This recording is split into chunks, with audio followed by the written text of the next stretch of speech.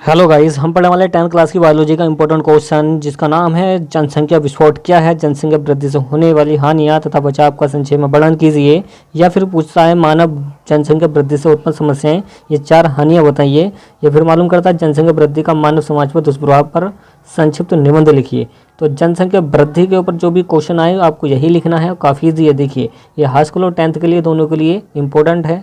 ये इसका ऐसे भी आता हो, ये बायोलॉजी के भी क्वेश्चन है, मोस्ट इंपॉर्टेंट क्वेश्चन है फ्रेंड्स। तो चलिए वीडियो को स्टार्ट करते हैं। देखिए फ्रेंड्स, जनसंख्या वृद्धि होती क्या है।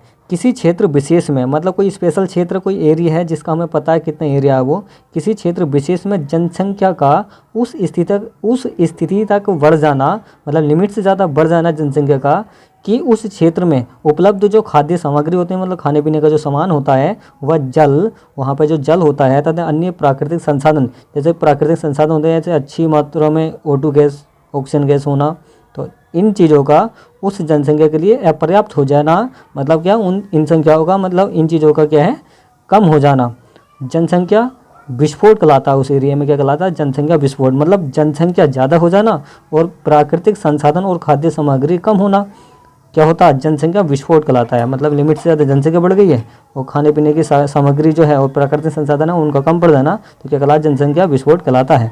तो देखिए इससे हानियाँ क्या होती हैं सोसाइटी में अपनी।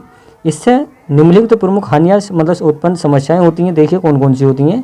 कि पहला क्या है, अपर्याप्त भोजन।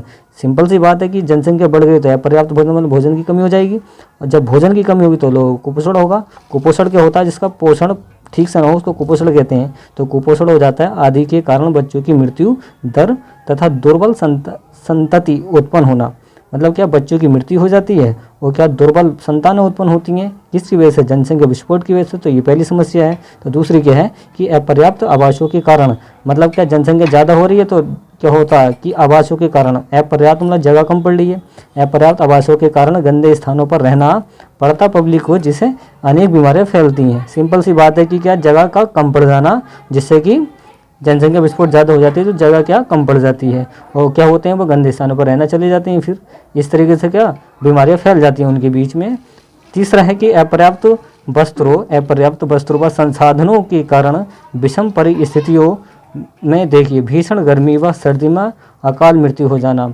अपर्याप्त जब वस्त्र होते हैं पब्लिक के पास, तो संसाधनों के कारण क्या होते हैं कि अपर्याप्त क्या होती हैं, मतलब विषम परिस्थितियों में, कैसे, जैसा गर्मी हो रही है तो गर्मी में मर जाएंगे, और जाड़ा हो तो जाड़े में मर जाएंगे। क्या हो जाएगा, अपर्याप्त वस्त्रों की वजह से। मतलब क्या है, जाड़े होते हैं तो उनके लिए अलग वस्त्र चाहिए, गर्मी होती है तो उनके लिए अलग वस्त्र चाहिए। तो अगर इन चीज़ों की कमी हो जाती है तो मर जाते हैं। इस कंडीशन को बता रहे हैं। देखिए फ्रेंड्स, नंबर 4 है कि अपर्याप्त रोजगार के अवसरों के कारण बेरोजगारी जो मानसिक तनाव व अपराधों को बढ़ावा देती है। तो देखिए जैसे जनसंख्या बढ़ जाती है तो अपर्याप्त रोजगार होंगे, मतलब उनको क्या होगा, रोजगार नहीं मिलेगा, काम नहीं मिलेगा, तो उससे क्या होती है, बेरोजगारी फैलेगी और मानसिक तनाव होगा, और मानसिक तनाव होगा तो अपराधों को बढ़ावा मिलेगा। नंबर 4 था नंबर। देखिए अब देखिए जनसंख्या वृद्धि को रोकने के निम्नलिखित क्या है, बचाव है। तो बचाव देखिए क्या है कि शिक्षा की सुविधाओं का अत्यधिक विस्तार होना। देखिए शिक्षा की सुविधाओं का अत्यधिक विस्तार होना, शिक्षा जैसे ही बढ़ेगी तो जागरूकता बढ़ेगी, जागरूकता बढ़ेगी तो क्या है, पब्लिक जागरूक होगी तो जनसंख्या कम बढ़ेगी, वो समझ जाएंगे कि जनसंख्या बढ़ाने से कितना नुकसान है। तो ये शिक्षा का होना ज़रूरी है।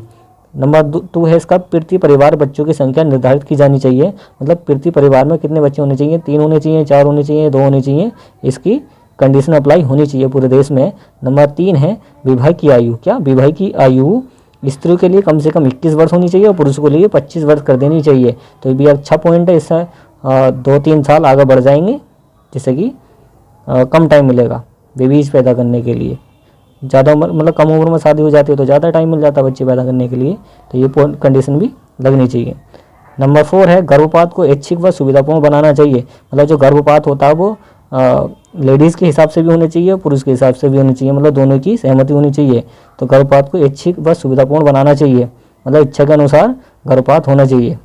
नंबर 5 है परिवार कल्याण कार्यक्रमों को अधिक प्रभावी बनाना चाहिए। जो परिवार कल्याण कार्यक्रम है उनको अधिक प्रभावी बनाना चाहिए। इससे भी क्या है, जनसंख्या वृद्धि रुक जाएगी। ओके, उम्मीद आपको वीडियो पसंद आएगी। वीडियो को लाइक एंड शेयर कीजिए, चैनल को सब्सक्राइब कीजिए। थैंक्स फॉर वॉचिंग गाइस, मिलते हैं नेक्स्ट वीडियो में।